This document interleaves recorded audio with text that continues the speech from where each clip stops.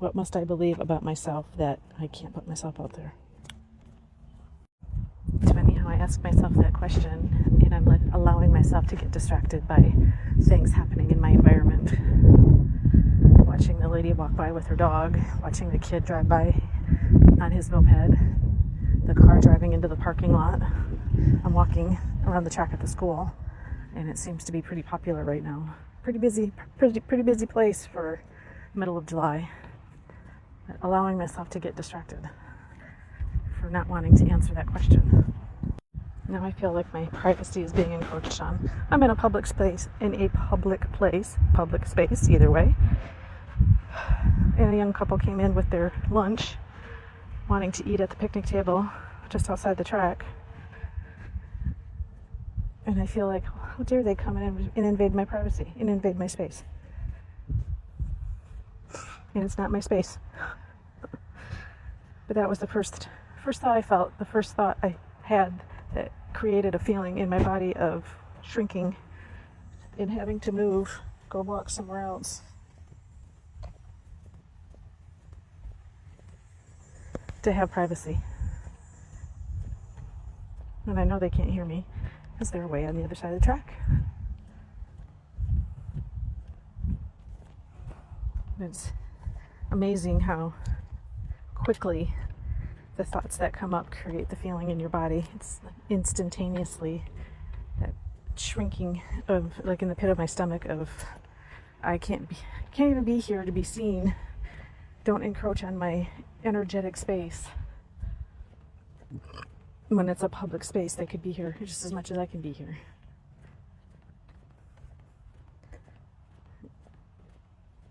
And having the awareness that that's what happened.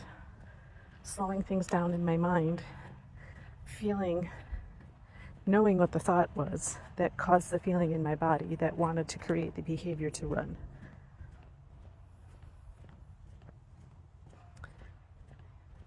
All of our thoughts create emotions that creates feelings in the body that drive our behaviors. And most often,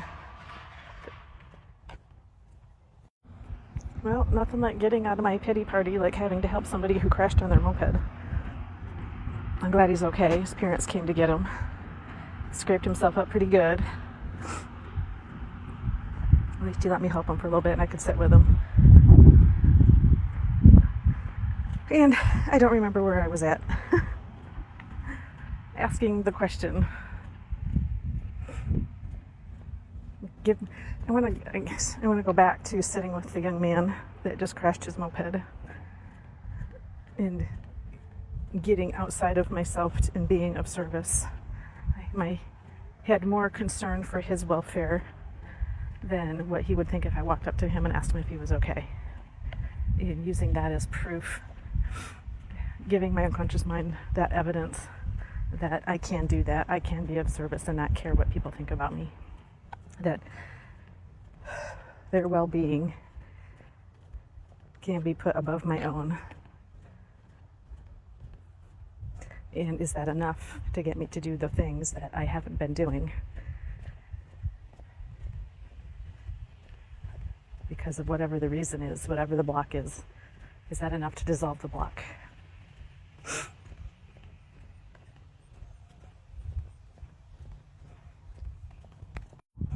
Can I use what I did with that young man? Everything just came natural of checking him out. Can I use that for coaching? What comes natural? What comes out of me naturally? Use that as evidence for my unconscious mind that I do have the capability inside me of letting it happen naturally. That my experience can be enough. I do know enough. I can express myself in a way that who needs to hear it will hear it and understand it and come into my world. I feel good right now. I almost want to say proud of myself for doing what I did, because I could have kept walking and ignore him because the people at the picnic table didn't bother to get up to check on him after they heard the crash. Not judging them. People are going to do what people are going to do, just like myself. But I keep going back to the feeling I feel of sitting with that young man while he waited for his parents to come. Thank God he had a phone and he could call his dad. But I keep going back to that feeling. I want to savor that feeling. I want to anchor that feeling in of acting selflessly for the care of that young man. And I say young man because he couldn't have been more than 10 or 12 years old. Most likely 12. But I want to savor that feeling. I want to know what that feeling feels like in my body so that when I need to call on that feeling again, I have that anchor. I can think of that instance, that picture of him sitting there on the curb with his moped on the ground, helmet on, tear rolling down his face, talking to his dad, that he stopped crying when I came and I sat with him and he allowed me to check him out. And I didn't think about anything else about, do I know enough? Do I know what to ask? How can I check him out right? Am I doing this right? I just did. And I want to anchor that so that I have that anchor to draw on for coaching when I sit down or walk or stand or whatever it is that I do to record a video or an audio, try to come up with a topic to talk about. I want to anchor that feeling. And that's the feeling I want to feel all the time when I'm thinking about helping people. And I was listening to a mindset coach earlier today, and she talked about the thoughts that create the me, and the thoughts that, she didn't even really cover thoughts, but moving from the me thoughts into being of service. Thinking about the people that you're being of service to. And my first thought was, yeah, I've tried that before, it don't work. I've tried that before, it don't work. I've really tried that before and it don't work. And it's ironic that this situation happened. I wish it wouldn't have happened, that little boy had to get hurt. But I thank the guides in the universe for putting me in the place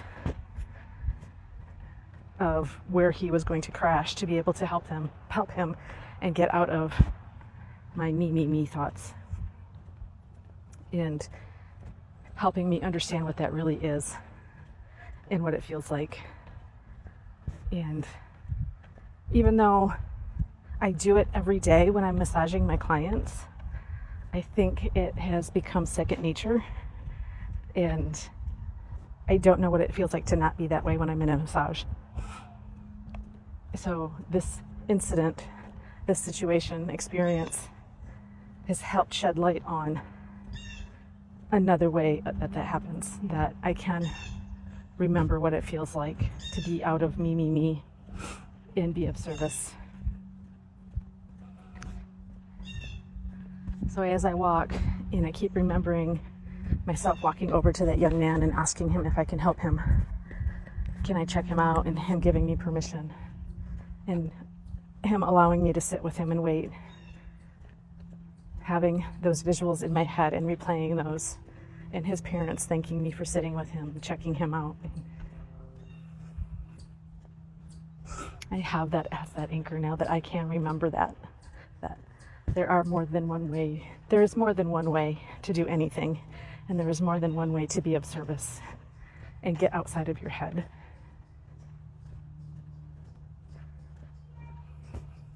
There's more than one way to be authentically you. And in that moment, I allowed myself to be authentic and help that young man. And it's been a long time since I felt that. And I'm so grateful. That's who I really am. And I get to be mad and frustrated and angry at myself for cutting that part of me off. And I'm not even sure why I'm crying. I don't know if I'm crying for myself, if I'm crying for that young man. Because it really hurts me down deep when I see other people hurting physically, emotionally, mentally. And if I could allow myself to go help that young man, why does it feel so much harder to record myself on video and put it out there on the internet, social media, for all of 200 people in the world to see, or less? Why is that so hard? Am I crying because it's another way of, I have allowed myself to live inauthentically? I worked so hard to find who I am and be who I am, and to realize that I haven't been.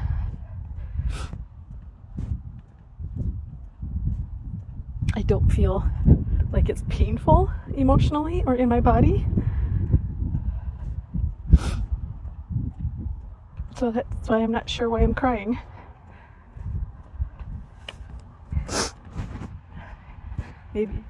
Maybe I am crying for that young man. I don't know. Either way, maybe I'm crying for us both.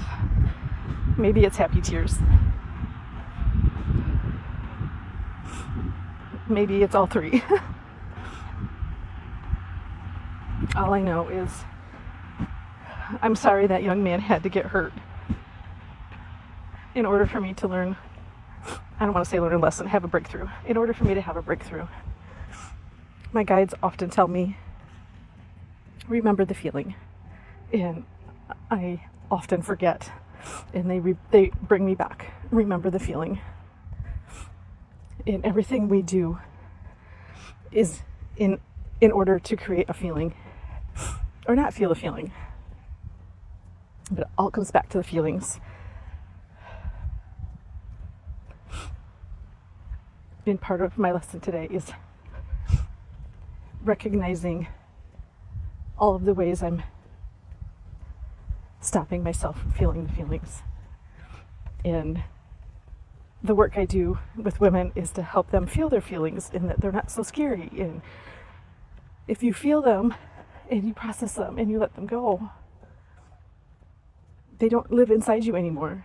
And not practicing what I preach with this specific instance of not being able to record myself and put myself out there to build my coaching business in order to help the women I know I need to help.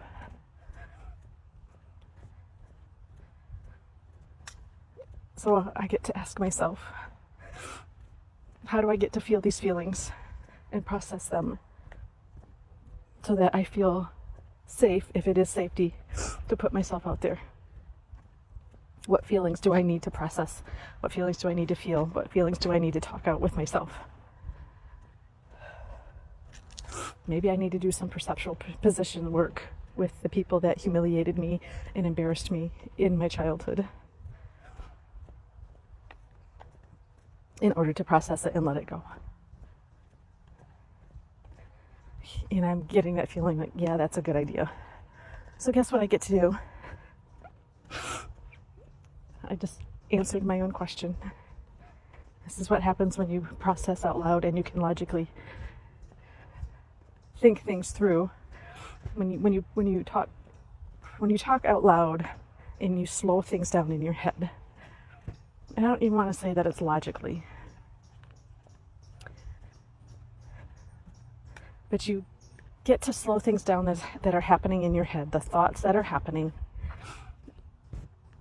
that may be illogically connected together, and that you may slip by the answer when it's going so fast in your head. So journaling, slowing it down, writing it out, so that you can actually process everything that's going on and allow yourself to ask better and different questions to get to the answer for you in the moment. I get to go home and journal my perceptual positions with people who chose to humiliate me in my childhood that I may have not forgiven yet or processed through yet. Help me understand why they did what they did, so that I can let that all go, so that I can boldly, confidently, and fearfully put myself out into the world So what is it? What's one thing that you feel is a block that's keeping you stuck, holding you back, a fear that you could journal through, talk to yourself out loud about, to help you process through so that you can let it go and you can take action on that fear?